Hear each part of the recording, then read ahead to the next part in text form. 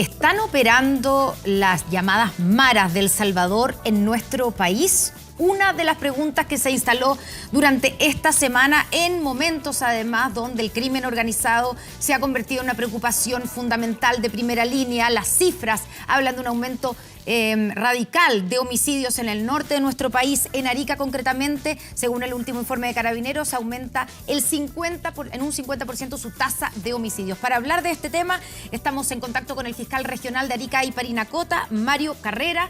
Fiscal, ¿cómo está? Muy buenas tardes. Hola, muy buenas tardes. Un saludo desde Arica. Bueno, lo saludamos, ¿cierto?, desde Arica, la ciudad de la eterna primavera, para preguntarle, claro, cómo está la situación. Y primero le quería preguntar si nos podía hacer una especie de radiografía de cuáles son las organizaciones de crimen organizado, digamos, las organizaciones criminales que están operando en Arica. Bueno, podríamos partir con una radiografía de lo que ocurrió el año pasado. El año pasado tuvimos una explosión en lo que significaba el delito de homicidio. La tasa incluso es mucho mayor que la que anunciaba Carabineros, porque la cifra de Carabineros va solamente en aquellos procedimientos en los cuales participó esa institución. O sea, el aumento, pero el aumento entonces es mayor que el 50% en los homicidios del año pasado. Sí, es mayor y la tasa es mucho mayor. Carabineros en su informe anunció una tasa de 6.1 y la tasa que nosotros tenemos registrada de acuerdo a nuestras cifras en la región de Arica para el año pasado es de 16,1. Por lo tanto, es muy superior y está al nivel de las mayores del mundo. Esa es la parte compleja del año pasado, pero si dividimos al año pasado en dos, o sea, el primer semestre y segundo semestre, se concentran en su mayoría en el primer semestre los homicidios. Luego tuvimos una baja sostenida el segundo semestre y hoy, por ejemplo, en el mes de enero no llevamos ningún homicidio en la región de Arica. A igual fecha del año pasado llevábamos 7 homicidios. ¿Qué fue lo que cambió? Bueno, los procedimientos que fuimos verificando. Recordemos que en esta región, en la causa vinculada a Tren de Aragua, por ejemplo, los procedimientos que comenzamos el 16 de junio del año pasado, ya tenemos a 45 personas en prisión preventiva solo de esa organización. Y de otras organizaciones o vinculadas al crimen organizado tenemos más de 100 personas entre el año pasado y lo que vamos de este año. Por lo tanto, nosotros entendemos que ahí hay un punto que explica en parte la disminución. Quiero decir en parte porque efectivamente esto es multifactorial, multicausal, perdón, y así como hoy día tenemos una disminución notable en el número de homicidios, esto puede variar de una semana a otra. Son cuestiones que tenemos que ir analizando en el día a día. Claro, de hecho, si vamos y avanzamos un poquito hacia el sur, hacia la región de Tarapacá, la situación es justamente la opuesta de lo que se está viviendo y lo que usted nos relata en Arica, ¿cierto? Ahí, en los primeros días del año 2023 ya llevan 8 homicidios, lo que es un aumento enorme comparado, digamos, con igual mes del año pasado. Usted habla de la ofensiva en contra del Tren de Aragua. Yo me acuerdo que hablamos en Estado Nacional el año pasado cuando fue este golpe, ¿cierto? El primer golpe a este grupo de crimen organizado. Pero después se reactivaron, ¿cierto? Se rearmaron y la semana pasada apareció nuevamente un golpe en contra de una especie de célula del Tren de Aragua que se llamaban los gallegos. Entonces, le quiero preguntar, ¿cómo siguieron operando? ¿Cómo es el seguimiento de una banda como esa? Que claramente no basta con tomar detenido a un grupo importante porque tienen la capacidad para volver a rearmarse incluso desde la cárcel. Sí, correcto. Y recordar que ellos tienen sus máximas autoridades, por así decirlo, fuera del país. Entonces, basta con que esas máximas autoridades envíen nuevo contingente y desde ahí comienzan a rearmarse. Nosotros asumimos, y fue un poco polémico esto cuando lo dije el año pasado, cuando habíamos desbaratado, no sé si te acuerdas, el año pasado. Pero nosotros efectivamente lo desarticulamos totalmente. Ellos, toda la orgánica que nosotros estudiamos en cuanto a organigrama, todos están presos. Lo que sí, al día siguiente nosotros empezamos a trabajar para ver cómo esto se rearticulaba. Y efectivamente lo hicieron, y luego seguimos investigando y dimos los golpes que dimos la semana pasada. Por lo tanto, aquí hay que asumir dos cosas. Primero, que Arica y en general el Norte Grande sigue siendo atractivo para este grupo de organizaciones. Por lo tanto, van a seguir intentando rearmarse. Y ahí está el trabajo nuestro para evitar eso. Y por otro lado, en la pregunta que iniciaba la entrevista en relación a las maras u otros grupos organizados, nosotros también tenemos que asumir que ellos van a llegar o están. Nosotros no podemos verlos como un riesgo a la distancia. Dentro del trabajo que realiza la Fiscalía, nosotros tenemos que asumir que ellos ya están. Pero para tranquilidad, digamos, podemos decir que hasta el momento no tenemos información de que se encuentren operando en la zona. Pero cada imputado que es ingresado a la cárcel en nuestra región, por orden o instrucción de la Fiscalía, se analizan todos sus tatuajes, por ejemplo, que son cuestiones que a veces nos pueden dar indicios de si tenemos a un grupo de algún lugar u otro. Tenemos que asumir, como te digo, que ellos están operando acá. Ya, o sea, usted dice, claro, pero es importante la información y que se aclare, porque la pregunta de esta semana, precisamente levantada por un parlamentario que le pregunta al comisario de la PDI en una sesión legislativa de la Cámara era, ¿es verdad que las maras del Salvador ya estarían operando en nuestro país? Y de ahí entonces la respuesta fue aún más misteriosa y más preocupante, porque dijo el comisario, bueno, para responder esa pregunta pediría una sesión secreta. Entonces uno le queda la sensación de que efectivamente estarían operando en nuestro país. Usted dice que no tiene ninguna información de que estén operando en la región de Arica y Parinacota.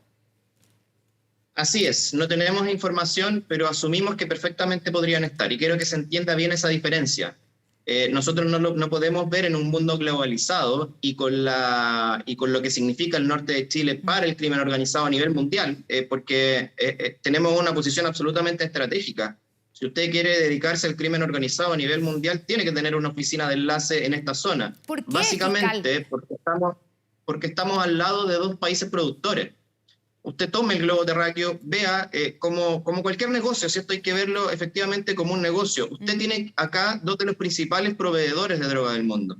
Por lo tanto, es evidente que si usted quiere operar y además incluso blanquear sus operaciones con una bandera de un país cuyos puertos son mejores a nivel internacional, bueno, la Arica, Iquique y Antofagasta son efectivamente lugares primordiales para las distintas organizaciones. También, por ejemplo, es una línea directa para Paraguay, en el caso de Tarapacá, y así lo hemos visto en cuanto a los distintos procedimientos que se han realizado.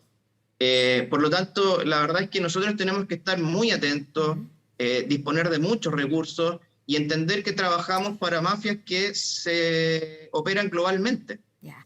¿Y cuáles sería, porque usted dice tenemos que partir de la base o asumir que ya están operando las maras en nuestro país?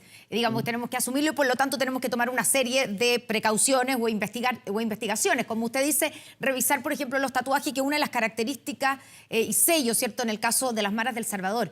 Pero, ¿qué peligros tendría que esa organización en particular estuviera operando en nuestro país? ¿Es peor, digamos, que el Tren de Aragua? ¿Es igual de malo? ¿Por qué nos asusta tanto, digamos? Sí, lo que ocurre es que son más vistosas este tipo de organizaciones, como Tren de Aragua o como las maras, por ejemplo, porque parte de su filosofía es mostrar lo que hacen. Se graban, por ejemplo, no tienen ningún problema en actuar a plena luz del día, no tienen ningún problema en actuar frente a alguna autoridad. No así otros grupos que han operado con anterioridad y que son más silenciosos, que cuando hay mayor policía, cuando hay mayor número de homicidios, incluso ellos entienden que es malo para su negocio, porque los exponen. Este grupo o este tipo de grupos tienen una naturaleza distinta, porque se basan en el temor que causan en general en la población. Entonces, desde el punto de vista de la sensación de seguridad, obviamente que este tipo de grupos afecta mayormente. Como contrapartida son, entre comillas, más fáciles de investigar, porque van dejando más huellas en su quehacer diario, digamos, de la organización. Pero efectivamente, para las labores de la ciudadanía diaria, son grupos mucho más peligrosos porque ostentan, digamos, de la violencia como su arma de temor, para infundir temor. Y además tienen prácticas más violentas que lo que estamos acostumbrados aquí en nuestro país. Sí, en el quehacer diario son de prácticas mucho más violentas y además no son como el tradicional sujeto que se dedica al narcotráfico que uno lo ve o que uno estaba acostumbrado, donde empieza a comprarse un vehículo, empieza a vestirse mejor, empieza a comprarse algún tipo de propiedad. Estos sujetos siguen viviendo en la miseria misma mientras actúan y mandan dinero para otro lugar. O sea, en definitiva, actúan como verdaderos soldados que están ejerciendo una labor en un lugar determinado. Entonces, eso los hace más peligrosos porque tienen menos apego, efectivamente, a los distintos bienes, cosas que pueden ir generando con su actividad. Fiscal Carrera, buenas tardes. ¿Cómo está usted? Le habla Matías del Río desde acá. Fiscal, hola Matías, muy buenas tardes. En la conversación que estaba teniendo con la Connie recién, usted mencionó y hablaron sobre el desbaratamiento progresivo que ha ido teniendo en su zona, en Arica. En junio, ahora en enero, recién hace un par de semanas. Y usted dice que por ahora aparentemente están un poco bajo control, entre comillas, sin bajar los brazos, naturalmente. Mencionó la cantidad de personas que están detenidas. Quiero ir al factor o a la cárcel como punto de atención, porque uno presupone que estando en la cárcel son personas que están bajo la custodia del Estado, están controlados, por ende uno presupone que están fuera de la acción delictual. Pero también sabemos en la realidad que en Chile hoy eso no es así. ¿Cuál es la situación de las personas que están privadas de libertad en Arica y que forman parte de estos grupos delictuales? Bueno, es una muy buena pregunta porque ha sido todo un tema con Gendarmería, cómo trabajamos a estas personas al interior, cómo las mantenemos al interior sin que se hagan más fuertes. En el último procedimiento de la semana recién pasada, nosotros encontramos los libros de contabilidad y son muy ordenados desde lo que gastan en benzina, hasta la última gota de benzina, hasta lo que van entregando o enviando como remesa a otros lugares, en este caso a Perú. Pero lo más preocupante es que también están marcadas las remesas que estaban mandando a la cárcel. Por lo tanto, eso nos demuestra que sea por una preocupación de grupo, o sea como una cuestión de entender que adentro están los líderes intermediarios, lo cierto es que están ingresando dinero a la cárcel. Por lo tanto, están manteniendo a las personas que también están adentro, que no me cabe duda que de una u otra manera también están operando. Por eso que nosotros periódicamente hacemos respecto a estas personas revisiones de sus lugares y incluso las personas detenidas por Tren de Aragua en Arica, que como digo suman 45, se encuentran no solamente en la cárcel de Arica, sino que también en otras 2 cárceles del país. Y creo que ahí es donde tenemos que ser más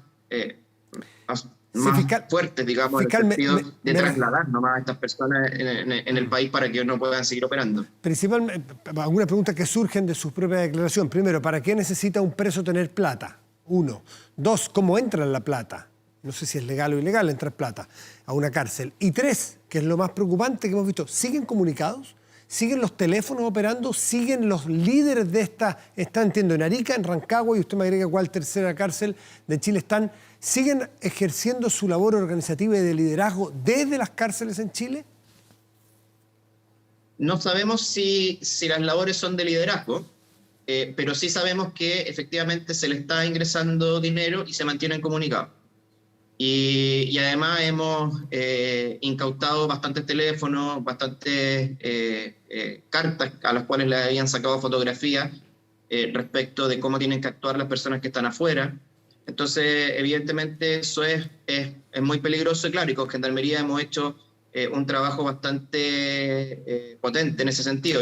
No, quizás no lo dije, pero en ambos operativos, o cada vez que hemos hecho operativos, también hemos actuado al interior de la cárcel. Entonces, para nosotros, las personas que están adentro de la cárcel son parte todavía de la organización que se encuentra operando. Fiscal, ¿y usted qué le parece la idea que se ha propuesto de hacer o destinar cárceles especiales para estos grupos, para el crimen organizado, distintas a las otras cárceles, a las cárceles donde están hoy día, donde operan normalmente? Bueno, podría ser una fórmula, también podría ser una fórmula la generación de módulos 100% independientes en cada uno de los penales que tenemos actualmente, pero como sea, y cualquier sea la solución, el sistema carcelario que tenemos hoy no está respondiendo a este tipo de bandas criminales. Eso creo que ya lo tenemos que aceptar como lección. y por lo tanto hay que hacer mejoras. Yo no soy especialista, yo le puedo hablar mucho de lo que estamos haciendo afuera, de cómo enfrentarlo. No soy especialista en materia de cárceles y en materia de cómo, digamos, tengan que ser las separaciones al interior, pero lo cierto es que como lo estamos haciendo ahora, no está bien o no está funcionando adecuadamente. Fiscal, cuando ustedes hicieron la primera operación grande en junio contra el Tren de Aragua en Arica, nos dimos cuenta, supimos por todas las declaraciones, en la breve entrevista que usted nos dio aquí, en que había de alguna manera el Tren de Aragua superado o había controlado el territorio respecto de otras bandas o carteles locales. Si usted logra retirar con cierto éxito al Tren de Aragua en la zona, ¿qué ha pasado con los otros grupos más chicos delictuales que en su momento se vieron superados y que ustedes le liberaron ese yugo delictual que tenía el Tren de Aragua sobre ellos? ¿Han florecido?